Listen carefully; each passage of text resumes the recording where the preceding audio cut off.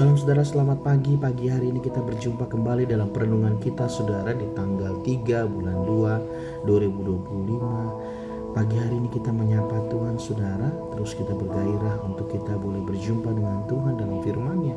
Pagi hari ini kiranya Roh Kudus membantu kita untuk mengerti akan apa yang menjadi firman Tuhan pagi ini, menjadi landasan kehidupan kita. Biarlah pagi ini kita terus haus dan lapar untuk kita boleh tuntun oleh kebenaran firman Tuhan pagi ini saudara. Sebelum kita berdoa minta tuntunan Roh Kudus untuk berkata-kata di dalam kita. Mari kita berdoa saudara. Bapa, kami bersyukur bahwa pagi ini Tuhan, terima kasih buat anugerah Tuhan yang luar biasa, yang pagi ini kami terus Tuhan rasakan Tuhan dalam kebaikan-Mu Tuhan. Satu hari lagi Tuhan, napas kehidupan Tuhan berikan buat setiap kami. Kami percaya pagi ini Tuhan, kami rindukan Engkau berkata-kata dan Engkau nyatakan isi hati-Mu dalam setiap kami Tuhan. Kami percaya Tuhan, dan biarlah kami seperti tanah yang kering Tuhan, yang tanah yang subur, yang diairi Tuhan, tanah yang kering diairi dan menjadi tanah yang subur. Kami boleh mendengarkan firman-Mu Tuhan. Terima kasih Bapa, dalam nama Yesus Dia. Amin. Salam saudara, pagi hari ini Tuhan berikan ada satu teduh saya. Ada satu tema yang menarik pagi ini juga Tuhan berikan buat saya tentang ini saudara, berjalan bersama dalam kasih dan kesepakatan. Sekali lagi, berjalan bersama dalam kasih dan kesepakatan. Artinya memiliki arti tentang kesepakatan dalam satu ikatan perjanjian saudara. Dan Tuhan mau kita dalam hal apapun saudara, untuk kita sepakat, untuk kita menjadi satu kesatuan bersama untuk melakukannya. Dan saya percaya ini saudara, dikatakan kata sepakat dalam Alkitab berarti memiliki kesatuan, kesepakatan, dikatakan keharmonisan dalam berbagai aspek kehidupan, sehingga dapat hidup bersama dalam harmonis dan melakukan yang benar dan yang adil. Dan sementara saya bagikan ini saudara, Tuhan ingatkan tentang 1, 2, 3 orang berkumpul dalam nama Tuhan, mereka percaya, sepakat, meminta Tuhan hadir, maka Dia hadir. Pagi hari ini kita sepakat seberapa mungkin kita yang mungkin mendengarkan, kita percaya bahwa Tuhan hadir, sepakat untuk menyatakan sesuatu, maka Tuhan akan menyatakannya buat setiap kita. Firman Tuhan dikatakan di Amos 3 ayat 3 yang menjadi bacaan kita, landasan kita pagi ini sudah dikatakan, berjalankah dua orang bersama-sama jika mereka belum berjanji? Berjalankah dua orang bersama-sama jika mereka belum berjanji? Dan Tuhan ingatkan ini saudara, untuk kita memiliki kesatuan, sepakat, berjanji dalam kesatuan, dikatakan, dan kesepakatan.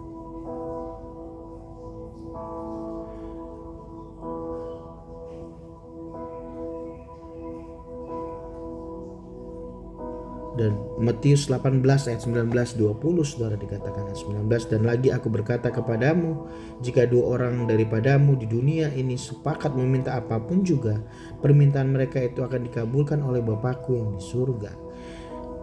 Ayat 20, sebab di mana 2 atau 3 orang berkumpul dalam namaku, di situ aku ada di tengah-tengah mereka saudara.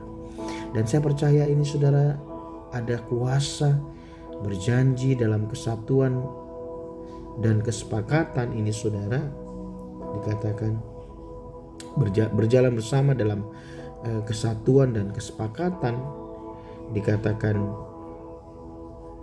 yang Matius 18:19, dan lagi aku berkata kepadamu, jika dua orang daripadamu di dunia ini sepakat meminta apapun juga, permintaan mereka itu akan dikabulkan oleh Bapakku yang di surga. Ada kuasa dalam kesepakatan, berjalan bersama dalam kesatuan kesepakatan saudara. Kita imani dan kita percaya ini, dan Tuhan ada di tengah-tengah mereka. Filipi 2 ayat 2 dikatakan, karena itu sempurnakanlah sukacitaku, dengan ini hendaklah kamu sehati sepikir dalam satu kasih, satu jiwa, dan satu tujuan. Dan Tuhan ajarkan buat setiap kita ini saudara, bahwa biarlah kita disempurnakan sukacita Tuhan ini dengan kita sehati sepikir, dengan satu kasih, satu jiwa, satu tujuan. Dan kita percaya bahwa unity ini membawa berkat buat setiap kita, saudara. Dikatakan juga Mazmur 133 dikatakan dalam unity Tuhan memerintahkan berkatnya buat setiap kita. Dalam unity Tuhan menyatakan kuasanya buat setiap kita. Mazmur 133 tadi, nyanyian ziarah Daud, sungguh alangkah baiknya dan indahnya apabila saudara-saudara diam bersama dalam atau dengan rukun. Ada kuasa dalam kerukunan, ada kuasa dalam unity. Berjalan bersama dalam kesatuan dan kesepakatan. Nah, ada berikut beberapa arti sepakat, saudara, yang saya dapatkan dalam literatur. Yang pertama itu bicara tentang kesatuan dalam hati, yang kita sudah baca tadi Mazmur 133 ayat 1, atau sepakat berarti memiliki kesatuan dalam hati dan pikiran sehingga dapat hidup bersama dalam harmonis, saudara. Arti sepakat yang pertama adalah kesatuan dalam hati.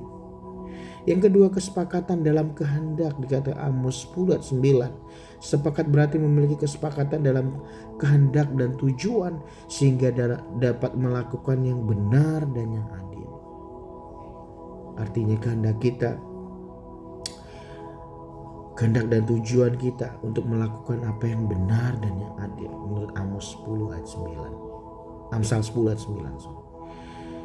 Kesatuan yang ketiga, kesatuan dalam iman, dikatakan dalam Filipi 2 ayat 2, sepakat berarti memiliki kesatuan dalam iman keyakinan sehingga dapat hidup bersama dengan harmonis. Kesatuan dalam iman, memiliki kesatuan iman dan keyakinan, saudara, untuk hidup bersama. Dan saya percaya ini yang Tuhan mau. Yang keempat adalah kesepakatan dalam doa. Dalam Matius 18 ayat 19 tadi 20, sepakat berarti memiliki kesepakatan dalam doa dan permohonan sehingga dapat menerima jawaban dari Allah. 2-3 orang berkumpul, dikatakan jika 2 orang daripadamu di dunia ini sepakat meminta apapun juga permintaan mereka itu akan dikabulkan oleh Bapa-Ku yang di surga.